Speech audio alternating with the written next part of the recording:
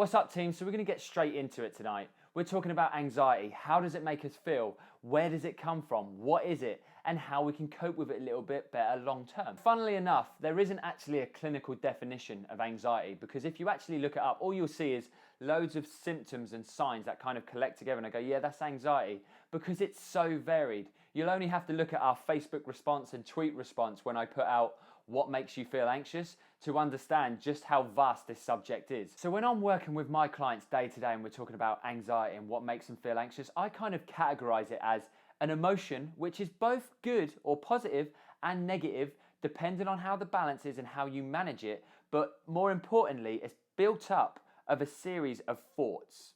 I will explain. When I'm doing like random hand gestures going, yeah, anxiety is like a load of thoughts, it can be really random. But what I mean is that every scenario that we face day in, day out, our emotional response is directly affected by the thought processes and the thoughts going on in our head. So that is why thoughts build up the emotional response and not the opposite way around. Anxiety doesn't come first, thoughts do. So I really want to touch upon the point of it also being a very positive emotion. And let's just look at it. You know, in day scenarios sometimes at work, someone puts a little bit of pressure on us to get something done. Our senses are heightened, we feel a little bit, we do feel anxious, we feel a little bit like, oh, on edge, need to do this, I need to do that, you feel a little bit stressed, but you get it done, you perform, you nail it, you move on, you get a pat on the back and everyone's happy. And that is a form of positive emotional anxiety, which we don't really pay too much attention to because we've dealt with it. It only becomes a negative form of anxiety when it's the same scenario over and over again and we have so many negative thoughts attached to it, so it becomes chronic. So when we're talking about anxiety becoming chronic, we're talking mainly about two major areas in which it can become chronic. One specific area, or we call it specific based anxiety, which is the same scenario, really classic one. What makes me feel anxious? Spiders. Spiders make so many people feel scared and anxious, can't do this, can't do that, that tightening in the throat, chest is tight, sweaty palms, etc. That one scenario in life, every single time you're faced with that scenario, it cripples you.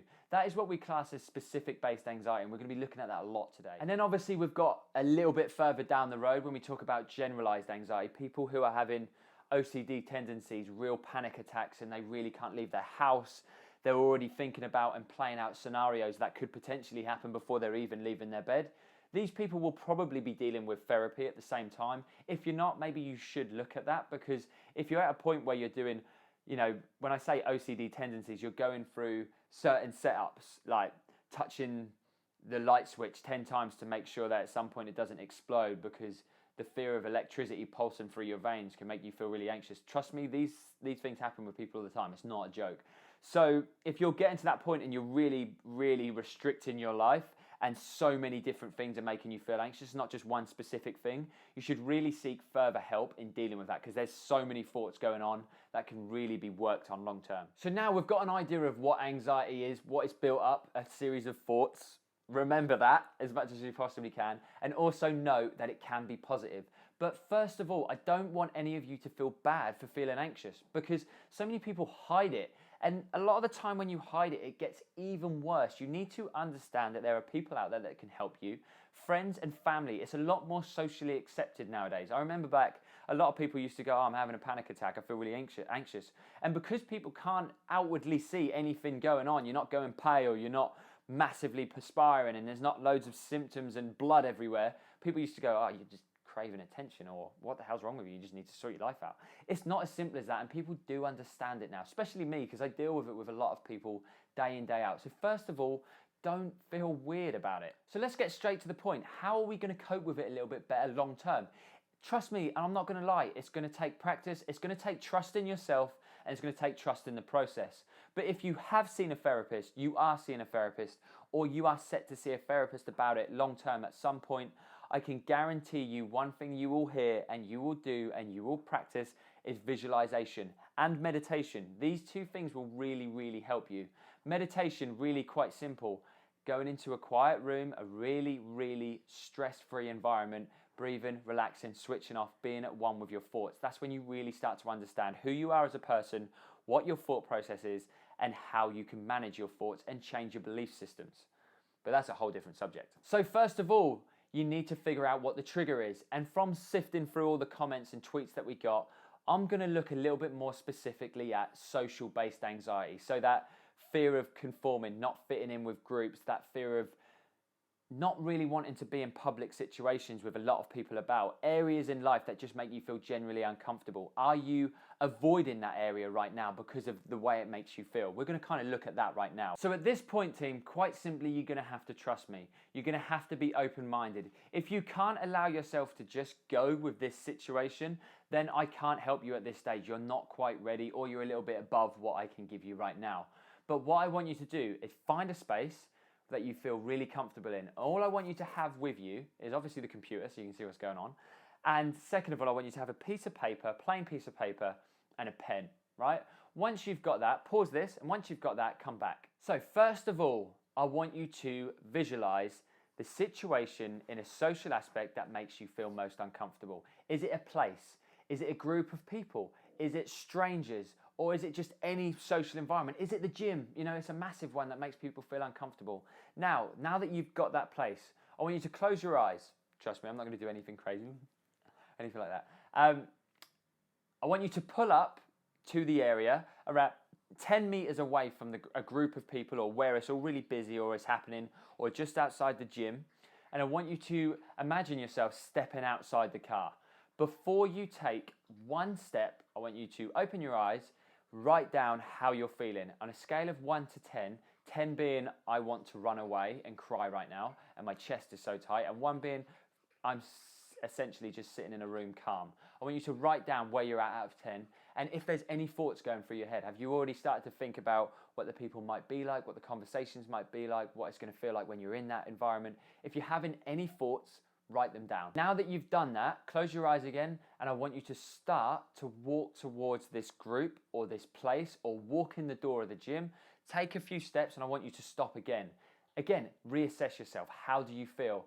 Where are you out of 10? If you're up in the 8s, 9s, and 10s already with how anxious it's making you feel just inside right now at the fort, you need to stop there, go back, and wait for me to the end. If you're feeling all right, write your thoughts down.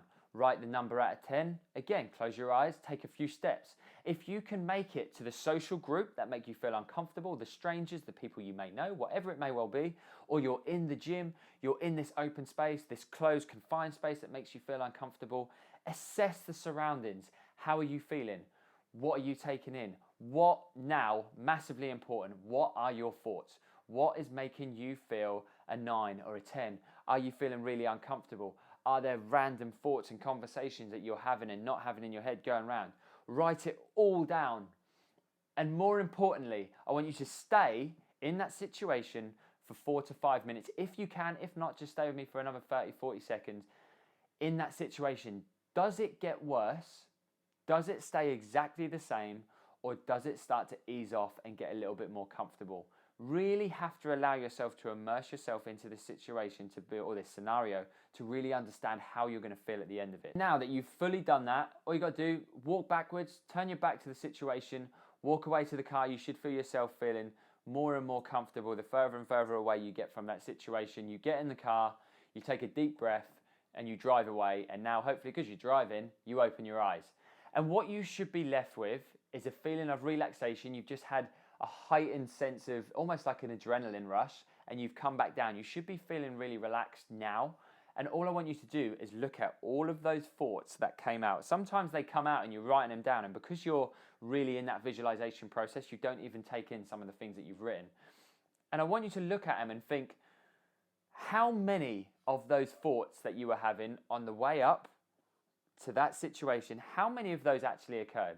Because normally when we have this thought process and we're going, oh, they're going to hate me, these people are horrible, I hate everything, it's going to be horrible, it's just going to be rank.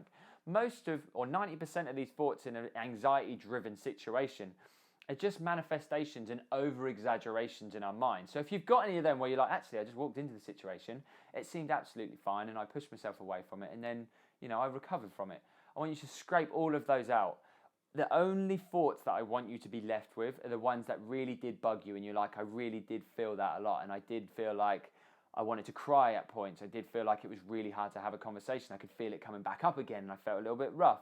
Say, for instance, one of those thoughts was, I wonder if this person's going to want to have a conversation with me. I wonder what we're going to talk about. That thought, all I want you to do is next time you visualize yourself in that situation, is walking up to the situation, I want you to have 2 or 3 basic questions in your head that you're going to ask that person. Instantly, that will make you feel more relaxed. So it's all about preparation. That is my point. So when you're dealing with an anxious situation, it's not about having to deal with everything all at once. It's about going through the scenario in your head. You're away from the actual situation. You don't have to drive into the middle of town and chuck yourself out there and have to deal with it all like that. It's like a lot of people go, oh, I can't deal with, I'm scared of heights, so I'm going to go and jump out of a plane. It's not always as simple as that. What you can do, you only have to do it once every couple of days, once every day if you want to. Walk through the scenario that most makes you feel anxious. Change one of the thoughts that you're having each time. Go out. This person, I'm not sure they're going to want to talk to me. It's irrational. You don't know that they're not going to want to talk to you. You're just telling yourself that as a defense mechanism to pull yourself out of the situation. Change that thought to 3 basic sentences that you can have. A backup. You've prepared yourself. You'll instantly bring yourself down a little notch out of 10 with the anxious feeling. Walk into the scenario, play it out, play that conversation out, see how it felt for you. Next time you go in, oh God, someone's wearing the same jacket as me. Go into that scenario and go, instead of worrying about the fact that that thought was, he's wearing the same jacket as me, go, I've instantly got something in common with that person in that group. That again is another massive positive. So what my major point is, in a roundabout way, is visualization. Put yourself in the situation, bring yourself back out. Simple steps. Write your thought process down and then change your thoughts, change your belief pattern in that situation. And over time, trust me, those specific little things that make you feel anxious will stop feeling as significant over time. It just takes practice, trusting it, and changing the way that your thoughts work, because our thoughts manage absolutely every emotional response that we have. So if we can get in control of our thoughts, we can get in control of our emotions. So as with all these kind of deep videos, I have no idea how it's going to come out until it's edited. So I really hope this helps. Get visualizing, trust yourself, be more confident about yourself and your beliefs and your abilities, and trust me, you will nail this, you will beat this.